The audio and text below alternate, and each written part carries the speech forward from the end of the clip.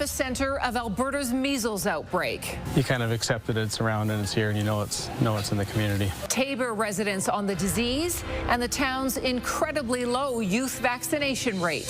Plus, several Alberta casinos start serving booze 24/7. When you increase alcohol availability, the alcohol-related harms also increase. Why the province has decided to let some taps flow around the clock. And there's some of the world's toughest off-road races. We're hopeful that the Canadian flag on the car is really going to show around the world. In the driver's seat with the local rally team heading to Dakar and Morocco. CTV Calgary, local breaking news with Tara Nelson. Hello and thank you for joining us. We begin tonight with another alarming jump in measles cases in this province. 36 new cases have been reported in the last 24 hours, almost 2/3 of them in the South Zone. Our Terry Fikowski traveled to Taber, a small town in the midst of a growing outbreak, to learn more about the persistent hotspot. It's the Alberta town well known for its corn, but lately the quiet community of nearly 10,000 has become known as a hotbed for measles. It sheds a negative light on our area. Alberta's making too big of a deal about it. I feel like it's another flu-like symptom. We've had it, and it is manageable. There are signs of the outbreak, like this one, trying to stop the highly contagious disease from entering the local emergency department. The South Health Zone accounts for nearly 60% of the province's total cases, and a blanket measles warning covers the whole region. And our kids were all vaccinated, we were vaccinated. We're of that generation. It's sad. It's to see all these kids that are sick. Taber has some of the lowest measles vaccination rates in Alberta, with just shy of 29% of children under 2 having the recommended 2 doses of vaccine in 2024, allowing the disease to run rampant. People have got rashes or difficulty breathing and stuff, and they're asking these questions, how to handle and treat these things, and we just try to guide them as best we can. Many people believe the low uptick is due to a mix of religious beliefs and anti-vaccine views. My grandkids had measles, and they weren't that sick. They were sick, but not that sick. And I had 4 days fever, but I didn't have a spot. Nothing to be scared of. But Morgan Birch from Fort Saskatchewan strongly disagrees. She was so swollen. Her eyes were like swollen shut. Her 4-month-old baby, Kimmy, was hospitalized in the spring after catching measles, too young to be immunized. It was scary because you don't know what's going to happen. But ICU doctors treating more serious cases see firsthand just how dangerous measles can be. That can be brain inflammation. But even with the breathing issues, requiring more breathing support, needing ICU care for that, so having a breathing tube to help you breathe are some of the things that we're encountering. But Cameron Hazel hopes those outcomes can be avoided with more education. It's been a little eye-opening. You know, you made a choice when your children are young not to vaccinate them. And I spoke with one person who said that was probably the worst choice they ever made, but that's just one. Terry joins us now. Terry, the number of measles cases in our province has surpassed the total number of cases across the entire United States. Tara, Alberta recorded 1,376 cases today. That's compared to the latest numbers out of the states yesterday at 1,309. We asked the provincial government about it. It says comparison to the states are misleading because most cases are concentrated in one state, Texas. But for context, the population of Texas is over 31 million people. Alberta's population is around 4.2 million, so per capita, we are much higher. Experts say for us to have more cases than Texas reflects just how big of an issue we're facing. Tara? Okay, Terry, thank you. A 17-year-old Calgary boy is recovering from a serious assault tonight. He was learning how to park a car with his mom when he was attacked in a road rage incident in the city's northeast. Tyson Fedor joins us from along Madigan Drive tonight. And Tyson, this was a targeted attack, according to police. Targeted, yes, Tara, but the victim and his attackers didn't actually know each other, and now police are on the hunt for 2 men responsible for this attack. They are described as being between the ages of 20 and 30 years old. One was wearing a white T-shirt. Now, it was about 9:30 on Tuesday evening here along the 6100 block of 4th Avenue Northeast and Madigan Drive when the teenager was learning to park with the family's SUV with his mom. That's when a white pickup truck aggressively pulled up behind them. The driver of that truck then drove around the pair before pulling a U-turn and pulling up next to the parked SUV. The two men got out of the truck and attempted to get inside. The boy then stepped out of the vehicle in an effort to protect his mother before he was assaulted with a weapon, suffering serious soft tissue injuries. He was taken to Foothills Hospital in serious but stable condition. The attackers did flee the scene in an early 2000s white Chevrolet Silverado or GMC Sierra extended cab with some sort of object extending outside of the box. Now, police do believe that there were other witnesses to this attack and some that may have actually recorded this on cell phone. Police are asking anyone in this area with cell phone footage, CCTV footage, or any doorbell camera footage to report that to investigators and come forward to police or Crime Stoppers. Tara? Okay, Tyson, thank you. Someone opened fire on a street in the northeast community of Redstone overnight.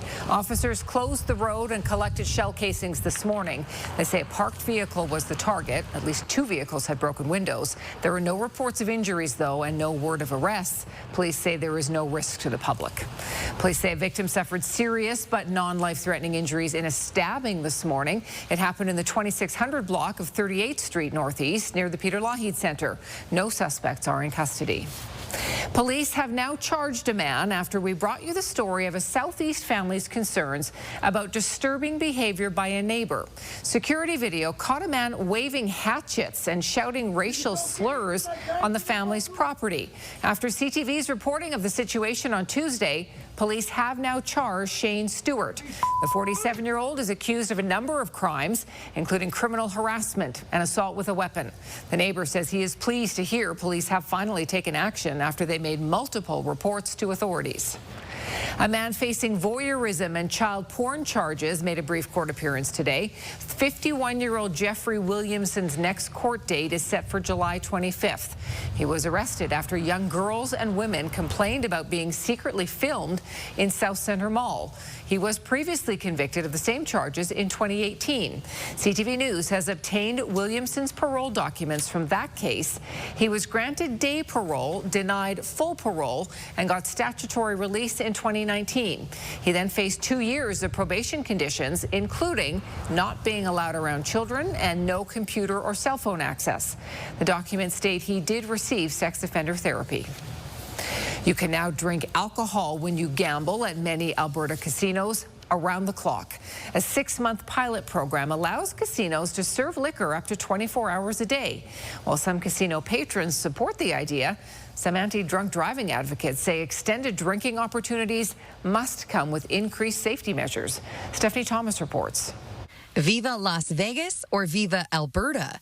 Much like the popular desert destination, 13 select casinos in this province are now able to sell liquor 24/7. As long as people are responsible, I don't see a problem with it. I don't drink myself, but I think it would be convenient for the players that come early in the morning. The Alberta Gaming, Liquor and Cannabis developed the pilot program that started on July 1st. The agency says liquor service matches slot machine hours. Casinos must follow a number of conditions to ensure patron safety. Liquor service is limited to gaming activity areas only, and an incident log must be recorded between midnight and 9 a.m. Officials with Pure Casinos and the Grey Eagle Resort and Casino tell CTV News the transition has been smooth and aligns with the hours the casinos are open. According to Mothers Against Drunk Driving, research shows increased alcohol availability can lead to increased harms, and regulators and police should work in tandem. If this is going to be 24 hours a day, there need to be inspections happening at these locations, not just in the regular hours, but in these new expanded hours. Some casino patrons are lukewarm on the extension. I guess it's a good idea to a certain extent. I'm not sure. The liquor doesn't really matter to me. I'm just here to play a little bit of gambling once in a while and go for the cheap food. Doesn't affect me. I don't drink. After 6 months, AGLC will evaluate before considering making it a permanent policy. And Stephanie joins us tonight from near the Grey Eagle Resort and Casino. So, Stephanie, is Alberta an outlier in the country? Well, Tara, the AGLC points out that liquor services has been extended in Alberta many times for things like major sporting events or for the Calgary Stampede, etc.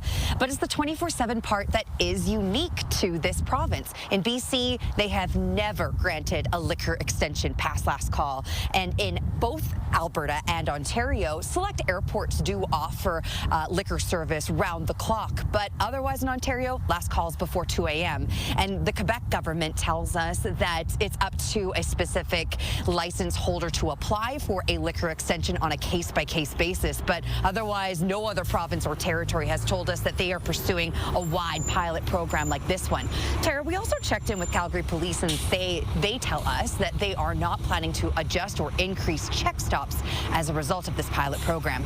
Tara. Okay, Stephanie, thank you. 4 Ontario men are wanted on more than 60 charges for their role in an alleged taxi fraud scheme. It left 16 Calgarians out $28,000 last summer.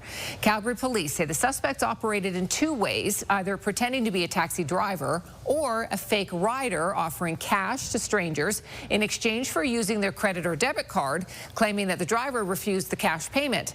In both scenarios, victims would insert their cards into suspected skimming devices, capturing their PIN numbers, and then they were handed another stolen card. Victims would later learn their accounts were wiped out. Alberta-wide warrants are out for the men, believed to be back in Ontario now. Police think the same group is behind similar scams in Edmonton, Toronto, and Vancouver.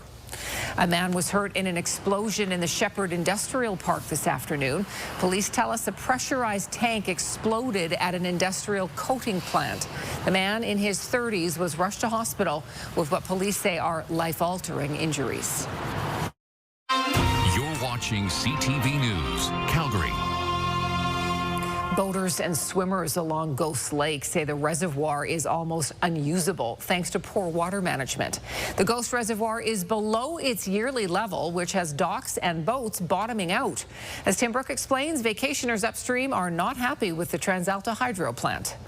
Warren Wilson has spent 19 summers in the Ghost Lake Village, but he's never seen the water like this. There's no reason for it to be this low at this time of the year. The Ghost Reservoir water levels are low, so low, in fact, that Wilson hit a gravel bar and damaged his boat. Where I destroyed my prop, the water was only 2 feet deep, where normally this time of the year would probably be 4 feet. It might not sound like much, but it's the talk of the village. This time last year, we had probably close to a meter more water than we do right now, which functionally makes a huge difference. TransAlta manages the water downstream of its hydro plant.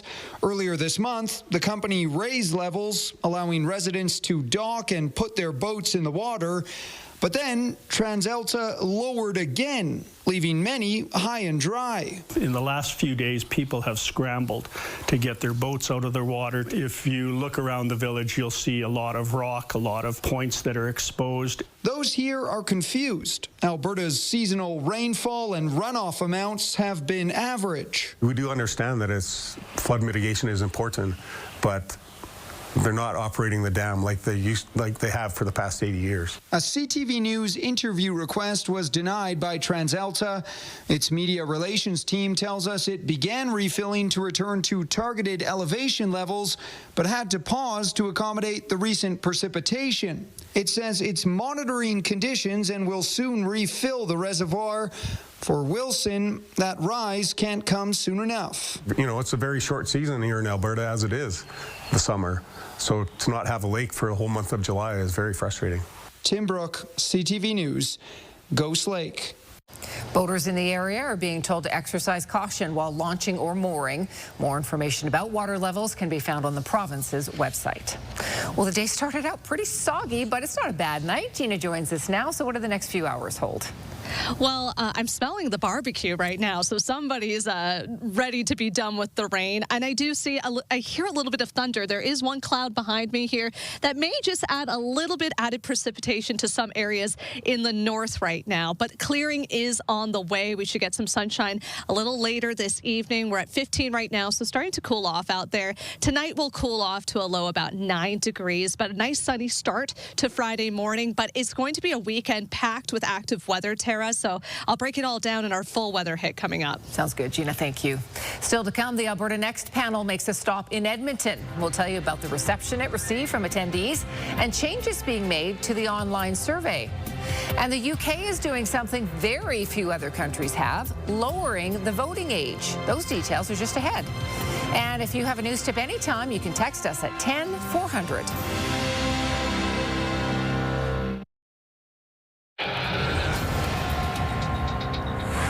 Breaking news from the entertainment world this hour. Stephen Colbert told his studio audience today CBS is canceling The Late Show in May 2026. The move comes after the parent company of CBS, Paramount, settled a lawsuit lodged by Donald Trump against CBS News. Colbert is one of television's staunchest Trump critics. On Monday's show, Colbert condemned the Paramount settlement, likening it to a big fat bribe.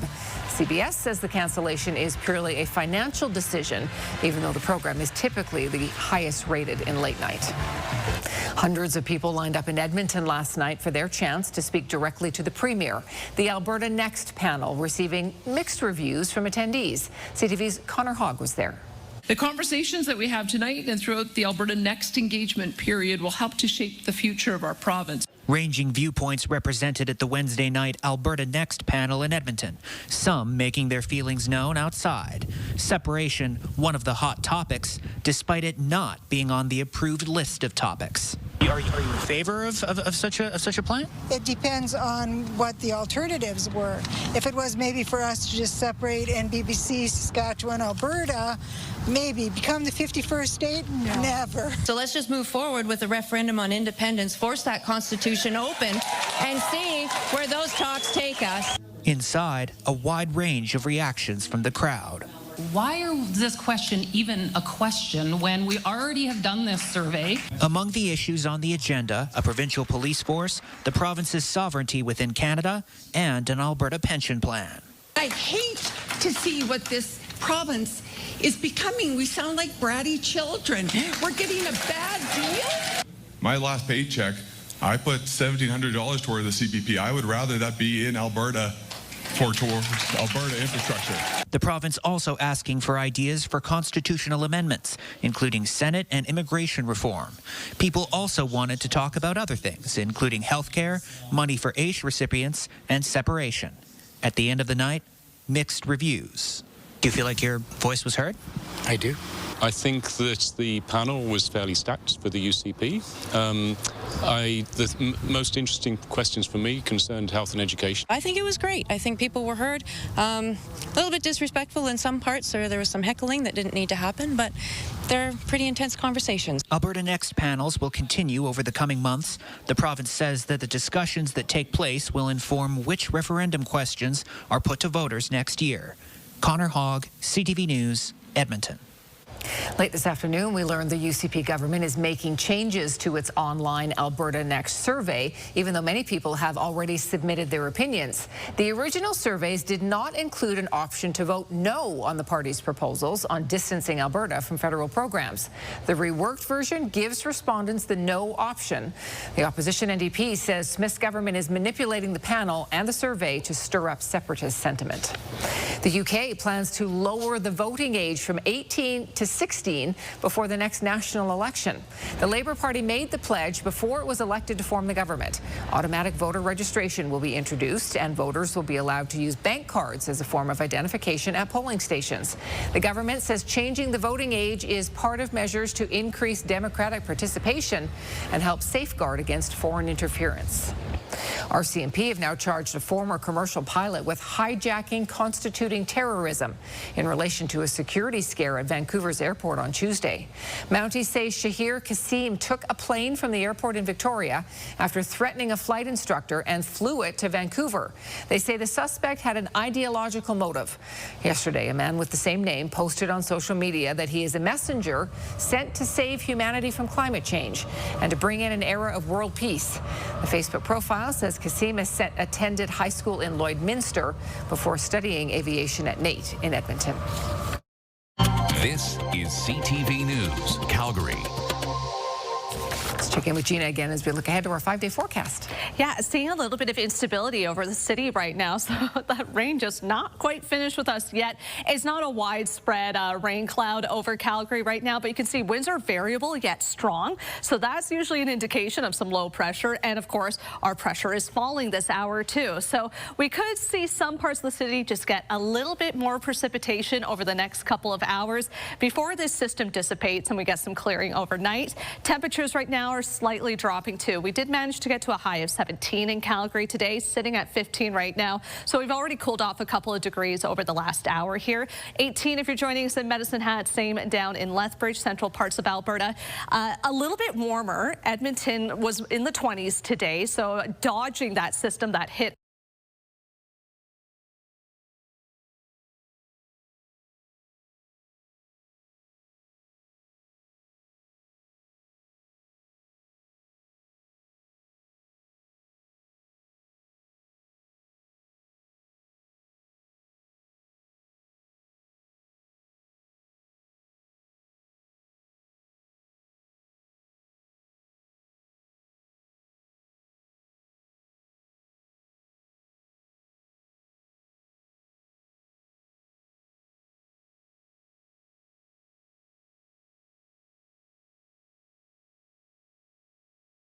Was anything on the screen? What's that? Were they?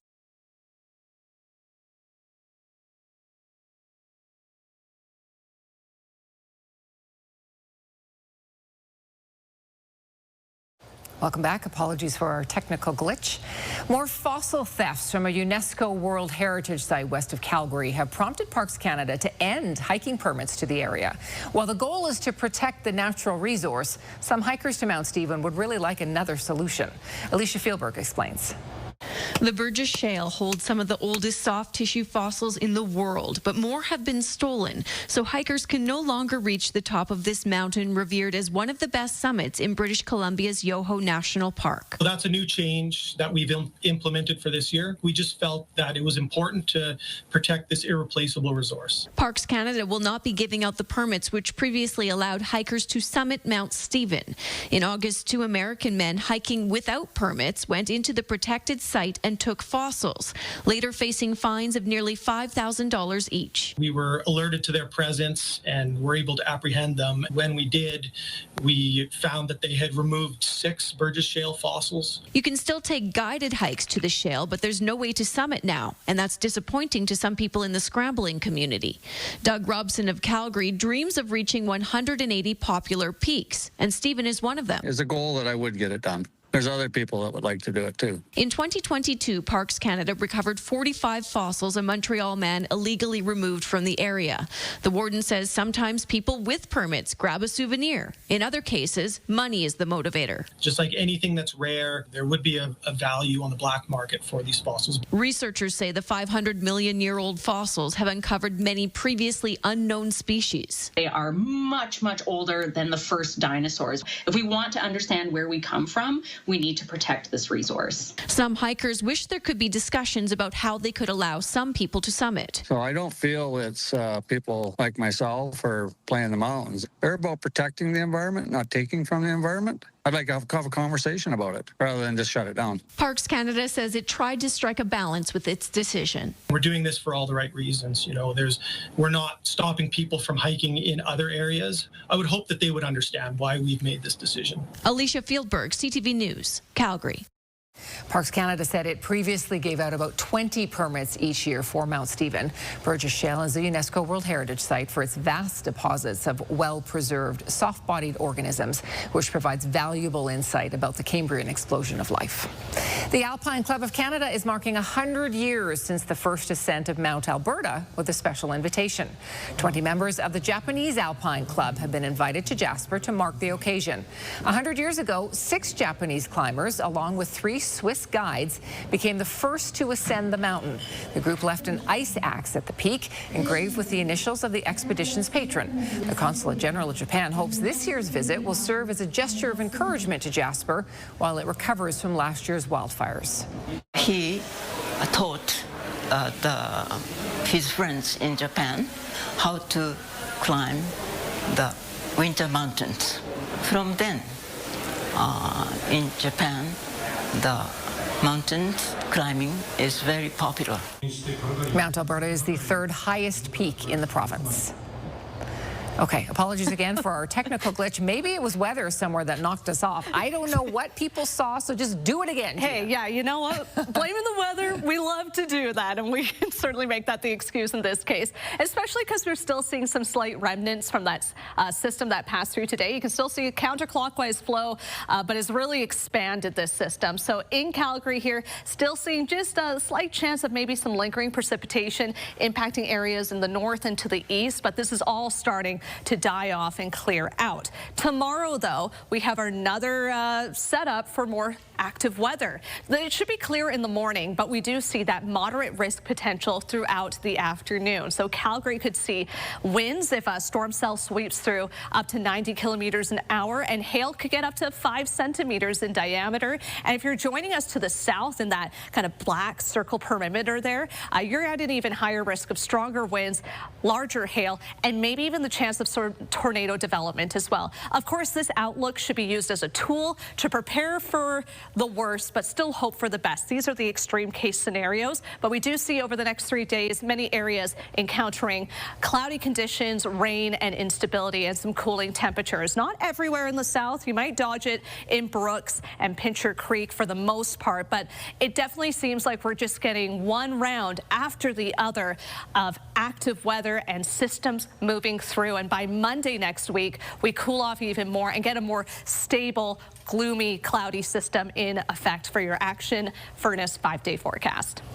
Thank you, Gina. Well, chances are you've heard of the Dakar Rally. We're going to meet the Calgary team who earned a ticket to that grueling off-road race. Stay with us.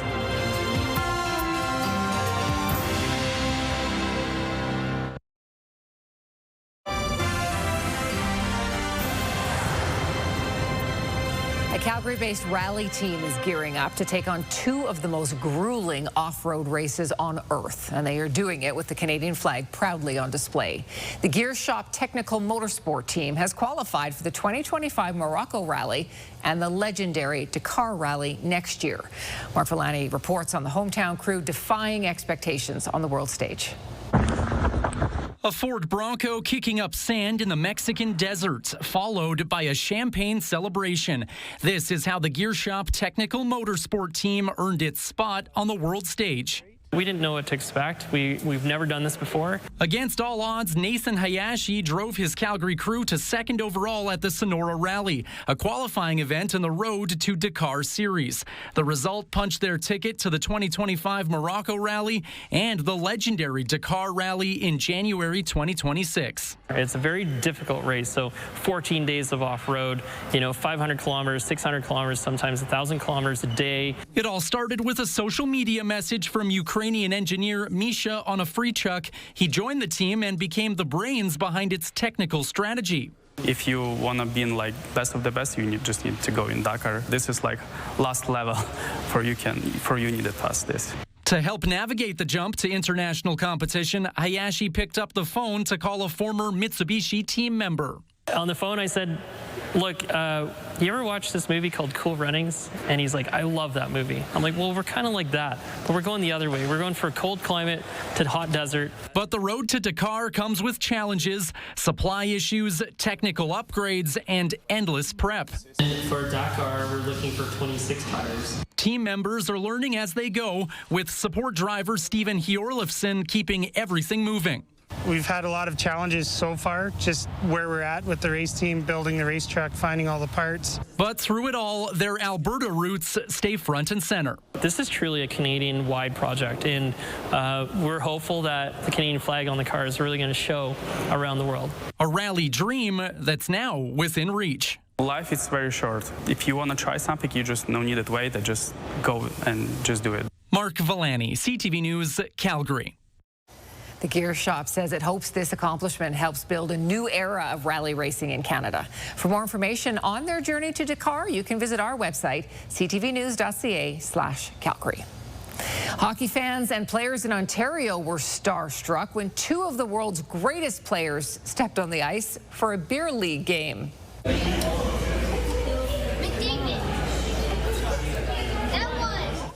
Yeah, That's Edmonton Oilers captain Connor McDavid and Leon Draisaitl. They took part in a game in McDavid's hometown of Newmarket on Wednesday night. Despite having a pair of NHL All-Stars, TSN says their team lost 6-2. What was it like to officiate a game with Connor McDavid and Leon Draisaitl sharing the ice? Honestly, it's incredible to see them coming down the ice. It's nothing like you ever see in minor hockey. It's just really cool to be on the ice with them, just kind of starstruck at the end of the day as well. Are you guys shocked they didn't put up more goals? That goalie stood on his head out there, so not too shocked, actually. McDavid and Draisaitl will be back for the Edmonton Oilers season opener when they host the Flames. That would be exciting for everybody. The players, the refs, the fans. Exactly. Yeah, for sure. All right, let's kick off trending with a feline who loves her feathered friends.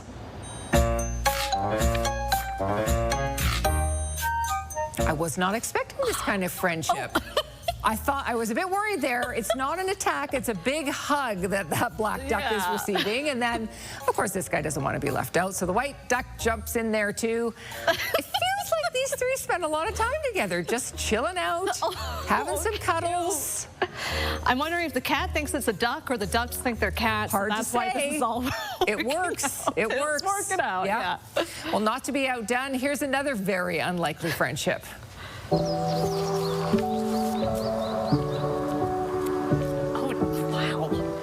A curious canine and his buddy, a baby hammerhead shark.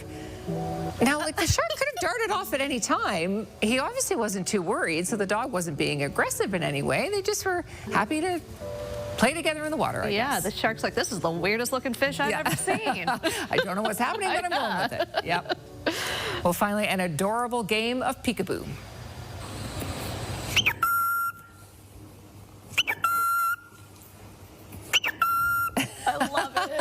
This little cockatiel can't contain itself. The towel lifts. It just has to say peekaboo.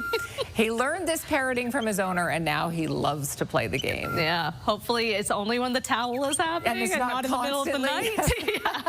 3 a.m. Go to sleep. Still to come, reading Alberta's rocks. We'll take a closer look at some impressive pictographs in our own backyard and hear about an expert about their meeting.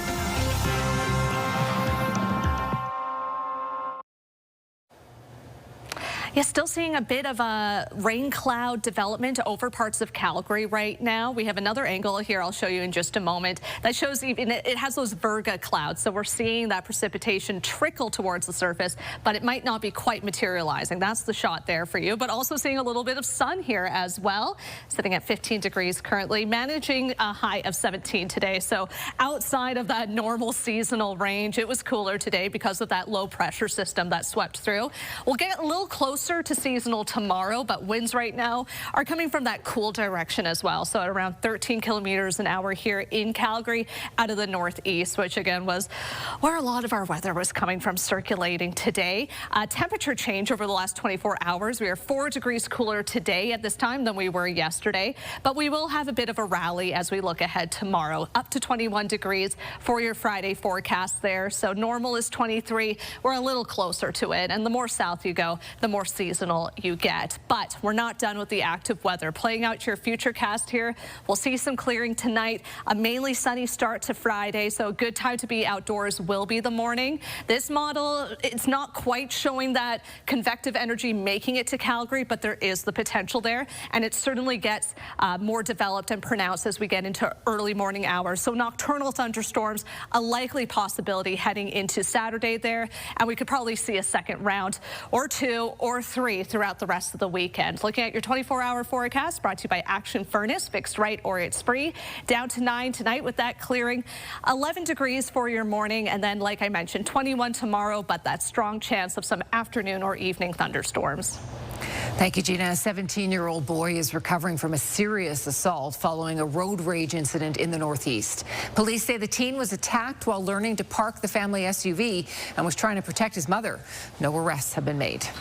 You can now play a slot machine with one hand and have a drink in the other 24 hours a day in some Alberta casinos. It's part of an expanded liquor service pilot program. And Tabor remains a measles hotspot with some of the lowest vaccination rates in the province. Some residents are dismayed, while others tell CTV News they think the situation is manageable. A new simulation lab at an Edmonton college is helping nursing students identify measles symptoms in diverse populations. So make sure when you're assessing, you want to assess the back of your patient's skin as well, okay, for any of these rashes or raised areas, any areas that are hyperpigmented. The lab at Norquest College uses high-tech patient mannequins that have been programmed with measles symptoms. Many healthcare providers have never seen or worked with the virus. And with measles on the rise across Alberta, it's a tool for future nurses to know what to look out for. Stocks rose to record highs in Canada and the U.S. today as investors piled into Canadian banks and fears eased that the American economy is struggling. Here's BNN Bloomberg's Andrew Bell. Hello there. Canadian bank shares climbed to a new record today, and that was enough to lift the Toronto Composite Index to a new record high close north of 27,300. The Canadian bank shares as a group offer a dividend yield of almost 4%, and that's more attractive to many investors than the one-year guaranteed deposit rate of only about 3.5% offered by many institutions. The S&P 500 hit its own record, just shy of 6,300. Retail sales came in stronger than expected, and a drop in jobless claims pointed to economic strength. One market watcher told Bloomberg, quote, "The consumer came back to life in June." The Canadian dollar was under pressure. It changed hands at 72.74 cents US, down a third of a cent. West Texas Intermediate crude changed hands at $66.23, up $1.04. Our latest fix on Western Canadian Select oil has it at $53.96, down 18 cents. And the TSX Composite ended at its new record high of 27,386.93, up just over 233 points. That's the latest in business. I'm Andrew Bell of BNN Bloomberg. Thousands of years ago, Indigenous people used pictographs and petroglyphs to communicate. A Calgary archaeologist has spent the last 15 years studying sites all over southern Alberta and BC. He's had the help of elders to decipher the rock art and has now published his findings in a book for future generations. Here's Kevin Fleming. This is one of more than 3,000 sites in southern Alberta and southeastern BC where you can find rock art. Brad Highmore says this pictograph told Indigenous people how to get somewhere and how long it would take them. And I was always interested in Indigenous storytelling. And rock art is an example of Indigenous storytelling that contains information for hundreds, potentially thousands of years. Highmore had help from Indigenous elders to understand the cultural meaning and significance behind the rock art. There's 200 Indigenous languages in Canada. There's probably 200 Indigenous traditions about who can make a rock art site and what the protocol was and what the sites mean. And so we found there's just an incredible diversity among Indigenous people in terms of their storytelling. Gary Otelar spent his career at the University of Calgary in the Department of Anthropology and Archaeology. He says it's essential to have the help of elders to understand Indigenous ways. What I find very important is that it's not only the rock art, it is all of the remains that were left behind by the occupants in this area.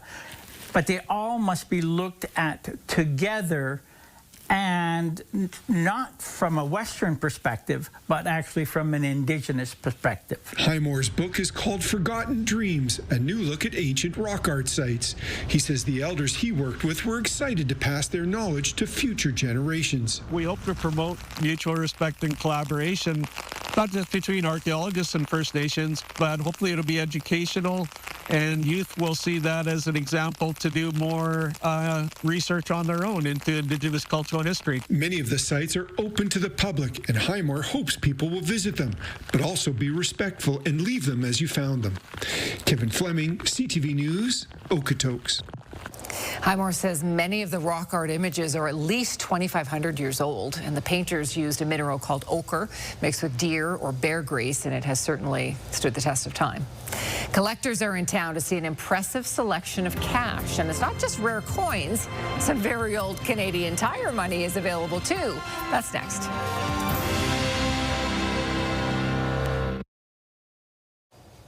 Britain's Royal Mail is marking the 75th anniversary of the Peanuts comic strip with a set of 8 new stamps. They depict Charlie Brown, Snoopy, and other beloved characters and feature specially adapted Peanuts artworks with some British touches. The original strip, drawn by Charles M. Schultz, first ran on October 2nd, 1950. The stamps will go on sale starting July 24th, but they are available for pre-order beginning today. From decades-old paper money to millenniums-old coins, it is all on display and for sale at the Royal Canadian Numismatic Society show on Now in Calgary. As Kevin Green reports, you might discover you have some very valuable money hanging around in your junk drawer. Organizers say it's Canada's largest ever coin show. It's basically just one big flea market, if you want to call it, but for higher end, coins and of all sorts. The show attracts collectors from across Canada. Anyone that's anybody in the Canadian coin business is here today. Paul Anderson's collection dates back thousands of years. This one featuring Mark Antony's head on one side and Cleopatra's on the other. These coins with her image on it circulated amongst the people of the day. This is now 2,050 years ago, 2,060 years ago. 4, 5. There's a lot of money, old and new, trading hands here as collectors crack open their wallets for a rare find. Sometimes I will pay too much for a coin that I think looks good. For others, the lure isn't the monetary value or the history, it's something more sublime. It's kind of the art of it, the beauty of it. It's sculpture. It's like looking at a painting and appreciating it. There's also an entire catalog of collectible Canadian tire money, some of it going for thousands of dollars. The most expensive one is worth about $2,500. It's a yellow $2 note. It's a yellow $2 note from, I think, in the mid-'60s. And if you're going to the show, beware. Coin collectors contend the hobby is contagious. I think if you ask anybody in this room, they would tell you they had a disease called collecting. Kevin Green, CTV News, Calgary. That's why he said check your junk drawer, because it could be the old Canadian tire money in there. That could be worth a fortune. Yeah, I'll have to take a look tonight. Weather a little unstable, but we're getting through the tail end of it here. So some good clearing on tap for this evening, but we could see a little bit of fog in the morning. That's what Graham saw out in the southwest part of Calgary here, Calgary in the Weasel Head Nature Park there. Beautiful shot of that fog this morning. So that again could be what we experience tomorrow. Mainly sunny start throughout the morning hours there, but we'll see that instability as well throughout the day. And of course, that picture was brought to you by Weather Window, Lux Windows and Doors, crafting quality windows and doors for your style, budget, and Alberta's climate. The rest of the weekend, yeah, active weather is on tap, and even starting into next week, showers throughout the day, some cooler temperatures as well. So many people are probably wondering, when is this all going to be over? And it looks like we should start to see a nice warm up as we get into next Wednesday, peaking on Thursday to 26 degrees, and then just trending towards seasonal next weekend, Tara. There's hope. There's Thank hope. you, Gina. And thanks for your company tonight. Have a terrific evening.